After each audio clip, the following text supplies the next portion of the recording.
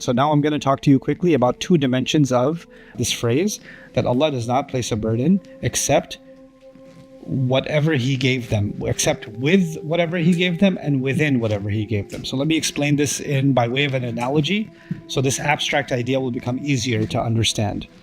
Think of a student who's super, super smart, doesn't even have to do any homework. He can get easily 100 on the exam. Okay, if he spent 5 minutes studying, he can get 100 on the exam. But this kid gets a 90 on the test.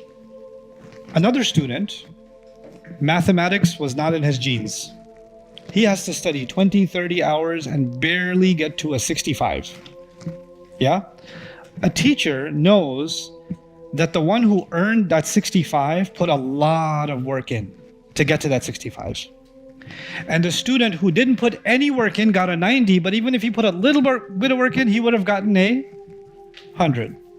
Who is the teacher, a real teacher, who is he disappointed with? The 90 student. On paper, the 90 student is better than the 65 student. But in reality, fast forward 10 years. He's not in 5th grade, he's in university. Because if you're a smart kid, everybody tells you you're so smart, you're so smart, you're so smart. Things are easy for you. You start getting used to not doing so much work and getting through the test. Then you get and the kid who wasn't told you're so smart, he was used to doing the hard work. Now they're in university, both of those guys. And for the first time, the subject matter is so big that being smart is not enough. You've got to do work. You can't just go through university being smart. You got to get through university doing work. But the kid who was super smart was not used to doing work. So now for the first time in his life, he fails a test, fails an exam. And the kid who was getting 65s, he got a B, he got an A minus. He got fine because he's used to doing work. And the kid that was so happy getting 90s without any effort falls into depression. I used to be really smart in school. I don't know what happened. Maybe I became dumb. I'm just not smart anymore. He was on top of the hill and then he falls all the way to the bottom. He might even drop out of school because he never learned the proper working habits. You understand? Allah is saying two things. Allah does not put a burden on anyone more beyond their budget. But also Allah has not put a burden on you except according to your budget. In other words, if you were capable of more, Allah made sure you are capable of more. So Allah expects you to do more. You were given more wus'a, He expects more infaq from you. So it's not just, it's within your budget that Allah expects, but Allah expects more from people who He gave more to. Allah expects less from people who He gave less to, but actually exactly according to their maximum. Like Allah, if I have the potential of doing more, Allah expects more from me. I'll give you a personal example for that. Alhamdulillah, according to some people, I'm famous.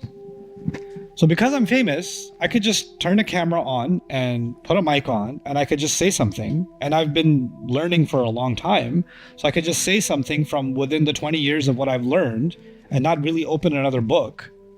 And I'll still have an audience. There'll still be people sitting there listening to what I'm saying. And I can produce content.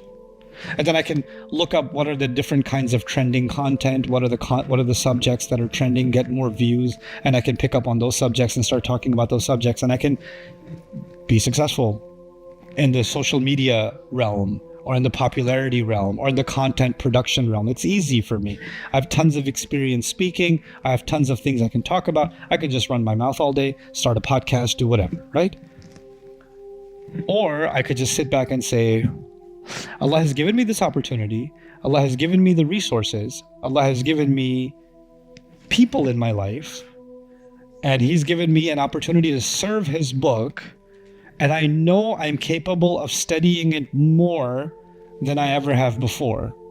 And I know I have a capability of connecting people that are studying the book and getting more extraction out of the endless treasure of the Quran than maybe Allah has given other people that opportunity. He's given me more of that opportunity, right? So now I need to decide whether I'm just going to put a camera on and do my minimum. Nobody will know. Yeah. Or am I going to just, do more study now than I've ever done in my life? and do more work now than I've ever done in my life. Because in my mind, if Allah gave me the opportunity, He expects me to live up to the vastness of the opportunity. If He gave me the financial means, the intellectual means, the social means, the time, the health, if He gave me these things, how am I maximizing that stuff to His service, right? Those are the options before every one of us. With that in mind, in the context of this surah, what is Allah actually saying to a man who makes more money? Allah is saying, be generous. When you're generous to the woman that you're divorcing, and you're generous with the children, and you're generous with the giving of the child support, you're giving more than the minimum, and you're being generous, you're softening hearts. It's a gesture of goodwill. It's going to create, ease into the future. So don't be tight-fisted when it comes to, this area. And then if you don't have much, okay, well then give whatever you can. Allah will put barakah in it. It's okay. فَلْيُنْفِقْ مِمَّا آتَاهُ اللَّهُ. And this is actually Allah not just holding us, because fiqh will describe to you what's the minimum requirement, right? This ayah is not about the minimum requirement. The minimum requirement was already in ayah number 6. Ayah number 7, this concluding ayah, is actually about, hey, do the maximum that you can. لِيُنْفِقْ ذُو سَعَةٍ مِّن سَعَتِهِ وَمَنْ قُدِرَ عَلَيْهِ رِزْقُهُ فَلْيُنْفِقْ مِمَّا آتَاهُ اللَّهُ.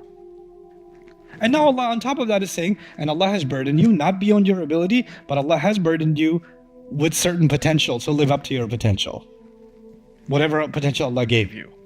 سَيَجْعَلُ اللَّهُ بَعْدَ عُسْرٍ يُسْرًا. Allah will put in place, after difficulty, He will put in place ease. Those of you that are students of the Arabic language should note that both usr and yusr are masdaran. They're infinitive nouns. And infinitive nouns in the Arabic language are supposed to occur with a lam. They're supposed to occur with lam al-ta'rib. So there should be بَعْدَ الْعُسْرِ الْيُسْرَ. بَعْدَ الْعُسْرِ الْيُسْرَ. But the lam is missing. Okay, so for example, we say in Arabic, we say correctly, or like the Quran, for example, says, إِنَّ الدِّينَ عِنْدَ اللَّهِ الْإِسْلَامِ مِنْ بَعْدِ مَا جَاءَهُمْ الْعِلْمِ. When a masdar occurs, then the standard for the masdar is the al. Now, when the al is removed unusually from a masdar in certain sentence structures, the al is removed, it creates a certain effect. And I'm going to talk to you about that effect. So the nakira, the unusual, so it's not every time you see a tanween this happens. This is the tanween, or you see usrin has a tanween, yusran has a tanween. They're asma munawwana, right? This, when it's an unusual tanween. So not every tanween is unusual. You can't become self-declared, balagha expert and say, I see a tanween here, so I know what's happening. No. Some tanweens are supposed to be tanweens. But some tanweens are unusual. They're unusually nakira, unusually indefinite nouns. When that happens, a few effects happen in Arabic. One of them is tanawwu', the other is tankir, and the other is tafkhim. So and there's others too, but I'm going to highlight these 3 for you. What does that mean in basic English for this ayah? It actually means Allah will take any kind of difficulty, any variety of difficulty. So in other words, Allah is not talking about one kind of difficulty. One kind of difficulty is financial difficulty. That's been the subject, right? The guy is spending more. He's spending in this way, this way, and this way. But there may be emotional difficulty, social difficulty. There may be a difficulty of being alienated from your kids. There may be a difficulty of people backbiting. There may be a difficulty of, comments from people. There may be a difficulty of feeling lonely and isolated. There are all kinds of internal, external, social, financial, business. Somebody stops doing business with you because of the divorce going on. Somebody cuts ties with you because of the divorce going on. All kinds of difficulties. Or the kids are going to school and other kids are talking to them about the divorce and it's hurting the kids' feelings. Is there one kind of difficulty? No, there's a variety of difficulties. And so Allah did not limit the experience of someone going through difficulty in the divorce to one kind. And how did He do that? By removing the al. Ba'da usrin. Right? And then tafkhim also comes from it. Tafkhim actually means that it's not a small difficulty. It's a big problem. This is a magnanimous, it's a huge difficulty. So Allah is acknowledging the grandeur and the size and the magnitude of the difficulty that can come into a person's life as a result of the divorce. And then finally, it's also tankir. Tankir means unknown. So right now you're going through a difficulty because of the divorce or whatever, but there may be, as the days go by, new problems emerge that you never had to face, or you didn't even know they were on the horizon, and new problems are coming out as a result of that divorce. So now this is Allah not only giving hope, but He's actually also giving a reality check. This is not a small decision. Divorce is not a small decision. Be ready for the difficulties you can forecast, and be ready for storms that are not on the forecast. And they'll pop up out of nowhere. But doesn't matter, so long as you give what you're supposed to give. Any kind of difficulty that comes, Allah will bring some kind of ease. And the same tanween is used for yusran. So what does that mean for yusran? It may not be the kind of ease you're expecting. It may be a different kind of ease. You see, some people, they wish life could go back to the way it used to be, right? Because that was easy. That's because in our mind, what you're familiar with is what is easy. But Allah might bring you a new kind of easy. Allah may bring you a new kind of relief, a new kind of rizq. And you shouldn't shut your mind to, no, it's not the way it used to be, so it's not good enough. It's not the way it was, so how can this be any good? Because the only thing that was good is what I knew. If the only thing that was good was what you knew, then it would be the yusr that is known to you, that would be al-yusr. But the yusr that is not known to you, it's a new kind of yusr. Don't dismiss the new opportunities, new situations that Allah creates because you're comparing them to the past and saying, it's not what it was, so how can it be any good? Right? So just like we shouldn't be hung up on the past negatives, we shouldn't also be hung up on the past positives. There are new positives that can come into a person's life. There are new good things that can come into. And it may be that the good that you're thinking is not so big could be huge. The ease could be magnanimous. It could be magnificent, and it may lead, the domino effect, it may lead to other goodness that can be much bigger than any goodness you had in the past. That all of that can happen. Also, you will notice here that I wrote here the lack of lahu or the lack of laha. يعني سيجعل الله لها يعني للنفس بعد عسر يسرا.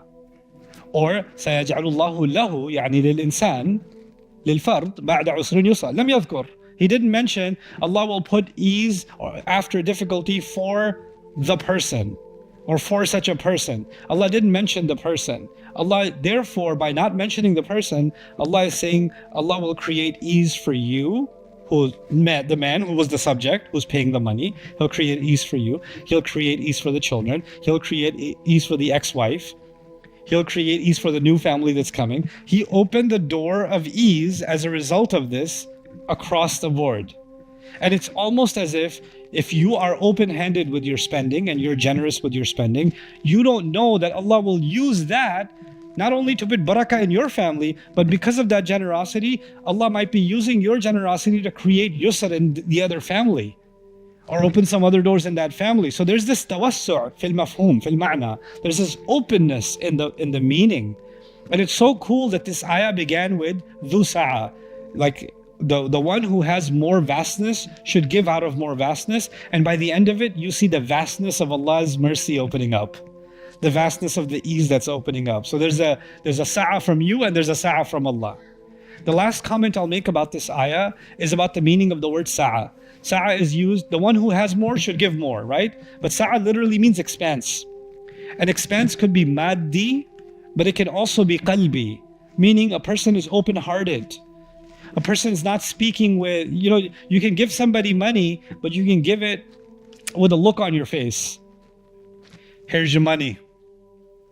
Here's your charity. Or you could throw a check at them, or you could make a comment at them, right? You could, your face could be condescending. You could just say something like, so, how's my money doing?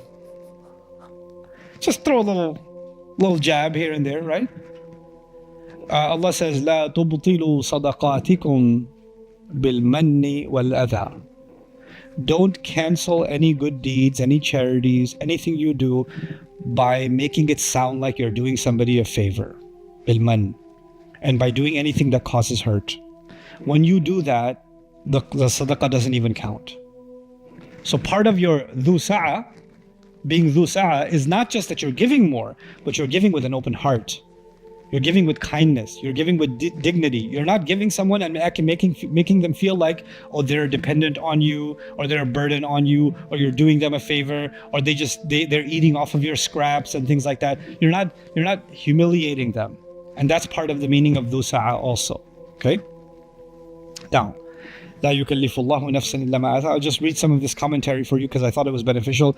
والمقصود منه إقناع المنفق عليه, and the purpose of this ayah is to convince the one who spends to do even more so, بألا يطلب من المنفق أكثر من مقدرته, because Allah has not asked him more than he can handle.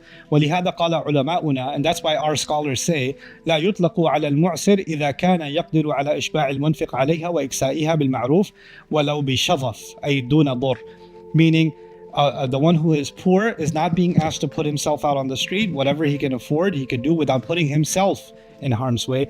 وفيه تطيب واستمالة لقلب المعسر لمكان عبارة آتاها خاصة للإعسار قبل وذكر العسر بعد. So it's a special comment to the one who's having financial difficulty, because Allah mentioned ataha after it. I told you that Allah attributed that to himself. So it's a special kind of courtesy given to those that are going through difficulty. وَلَيْسَ فِي هَذَا الْخَبَرْ وَعْدٌ لِكُلِّ مُعْسِرٍ بأن يصير عسره يسرا. This is important. Allah is not guaranteeing that after every difficulty, ease will come. Allah is talking about this particular scenario. ومن بلاغة القرآن الإتيان بعسر ويسر نكرتين غير معرفين باللام لئلا يتوهم من التعريف معنى الاستغراق. So Allah is saying He's actually adding the tanween that I talked about is special. He's saying it's special because if He said difficulty and ease, that would become absolutely every difficulty will be gone and every ease will come. But since the lam is missing, it would be some difficulties will come and some eases will come, but life will never be completely free from all difficulties.